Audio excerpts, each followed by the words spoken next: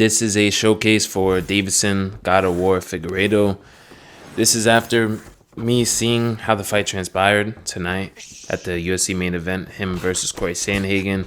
Unfortunately, it seemed like Figgy either was injured or just didn't show up mentally to that fight. The main keys I thought he was going to use, was maybe chopping the legs of Corey Sandhagen, maybe doing some grappling because he has really good submissions and he could create crazy scrambles like he did tonight. But, it just seemed like he didn't want to strike with Corey at all, which is weird because, the power Figgy possesses. He was able to drop Cheeto with a single shot. And Cheeto has a granted chin. He ate like a flush knee to the face from Sean O'Malley. So, to be able to drop someone with a chin like that with one shot, you would think you want to try your chances on the feet, at least a little bit, With all the championship experience, it seemed like he was looking for a way out. It seems, in that first round, he was just getting hit so much on the ground and lack of urgency. But, with that, Corey is probably going to be next up for, the bantamweight title, which I'm happy about. He deserved it way before he faced Umar. But it just depends on who wins, If Merab wins, I think he poses a lot of, stylistic issues. So that'll be really cool. What I'm really hoping for is Sean O'Malley to win.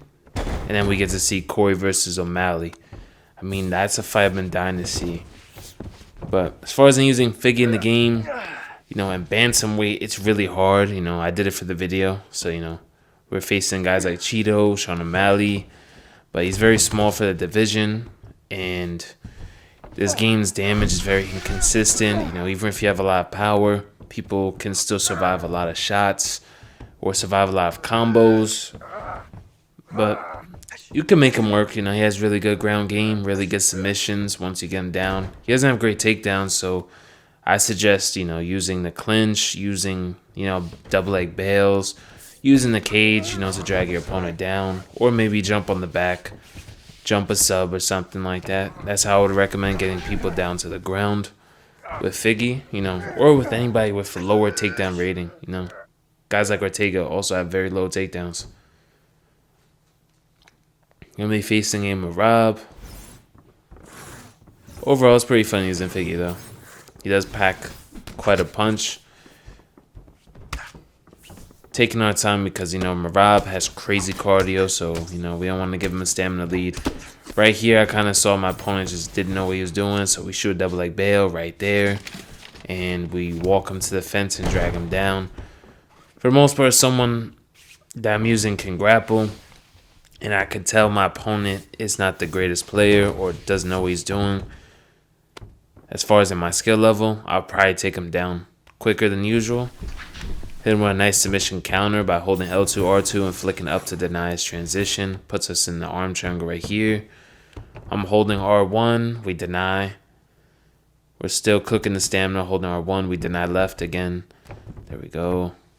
Gonna wait one more time. He goes to the right this time. We deny and we go for it. And almost one-shot him right here.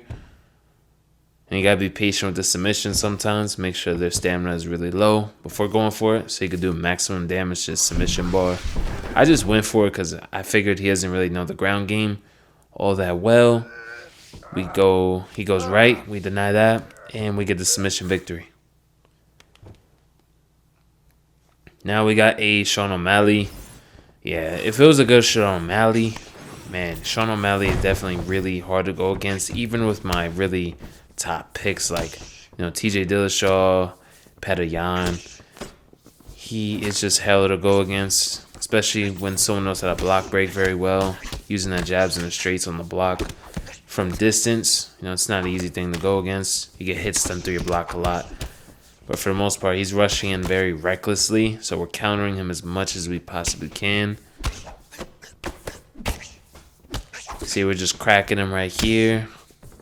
So I talk about with people just surviving a lot. But nonetheless, we will get our damage off at some point in the fight. Especially the way he's wiggling around with the head movement, No real strategy to it, just random head movement. Then we go with the level changing combos, knock him down. just trying to get him out of here. I mean, like, look, watch how many times I'm gonna really hurt him against the fence. And we knock him down again. You know, hopefully standing TKOs are gonna be a thing. Like, you know, TKOs where the ref will just jump in and end the fight. You don't necessarily have to get a finish per se, but if you get a couple knockdowns like this, you know, they'll end it for you, or Herb will step in. But yeah, that's the end of the showcase. Something short and sweet. Hope you guys enjoyed the video, and stay tuned for more content.